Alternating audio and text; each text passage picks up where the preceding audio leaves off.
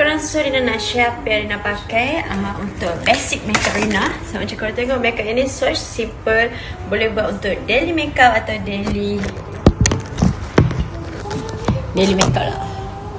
Macam korang nak makeup, tak nak muka tu pucat sangat, korang boleh makeup style macam ni. So Rina nak share lah dengan korang foundation apa yang Rina pakai and something else. For foundation, Rina akan pakai ni from Dior. Ini dah botol kedua dah. Kod dia ambil paling putih, maybe 005N. Tapi dia tak nampak macam terlalu putih sangat lah. Dia macam okay, match lagi dengan tangan Rina. Sedangkan Rina tak pakai whitening. Lah 1 minit pun tak cukup ke? Lepas tu Rina akan apply sekali dengan matte foundation daripada brand Dior juga. Best. Ni shade paling putih tapi dia best. Paling putih kah? Oh no, it's not that putih sangat. Kenapa tu?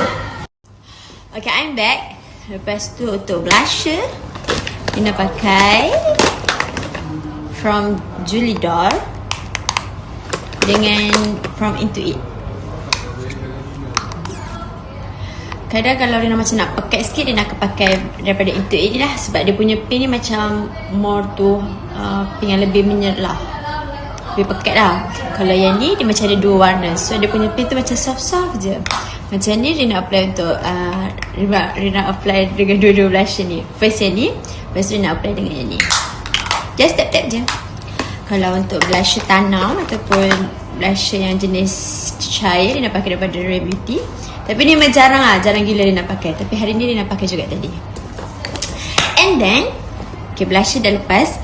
And then untuk kening, Rina akan sikat dulu dengan ni daripada Maybelline. Ni kening tau. Lepas sikat kening, Rina akan lukis dengan pensel. Okay, kita sambung yang tadi. Rina sikat dulu dengan Maybelline yang ni. Ni macam warna coklat. I don't know, tapi dia sesuai. Sikat dulu dengan warna coklat. Ni untuk simple lah. Lepas tu Rina lukis dengan pensel daripada OU je. Ni pun dah best sebab warna dia macam pigmented. Macam sekali sikat pun dah jelas, dah nampak. Lepas tu untuk eyeshadow. Okay, eyeshadow Rina pakai daripada brand ni. Brand apa ni lah? Sheer Floor ke apa tak ni? Tak tahulah sebab warna dia macam warna yang soft. Dan sebab Rina tak suka sangat kalau eyeshadow macam terlalu pekat. Lepas tu kadang Rina pakai juga daripada Silky Girl. Rina ambil sikit daripada campur dengan warna ni ke, atau Rina macam ambil yang ni ke, ambil ni sikit ke, macam tu lah, random lah. Tapi kalau yang ni memang eyeshadow utama Rina lah. Tu ni pun dah lopong-lopong dah ni. Okay, itu untuk eyeshadow. Untuk highlighter pula. Okay, last. Untuk highlighter, the best part of makeup ataupun yang bagi impact kat makeup kita, Rina pakai kalau dulu Rina pakai Benefit. Kalau tengok ni nak dekat setahun dah Rina pakai. Tahan tau. Kira kalau spend dalam 100 ataupun 200 dah boleh tahan setahun. Lepas tu sekarang Rina cuba highlighter daripada Dior. Rina ambil kod ni. Itu yang jahat, tu memang jahat tu. Oh my god, I don't know why. Ni bawang merah ni. I don't know why, but I love it. Bawang merah, bawang Ini Rina pakai dekat eyeshadow. Rina tutup kamera je, tukar seluar. Dua ni tukar seluar, biar orang tengok. Lepas tu untuk pipian.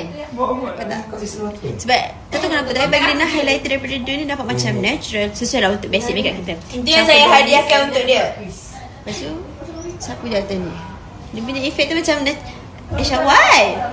Okay, itu saja. Oh ya, untuk gincu. Kejap lagi. Wangi kak? Dia nak tahu kau wangi sangat.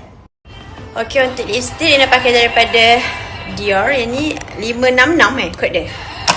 Dia punya warna pun macam cantik. Dia macam tak merah sangat, tak coklat sangat. Dia macam warna bibir yang natural. Okay, itu saja. Kalau korang ada apa-apa persoalan nak tanya, korang boleh reply story Rina ni.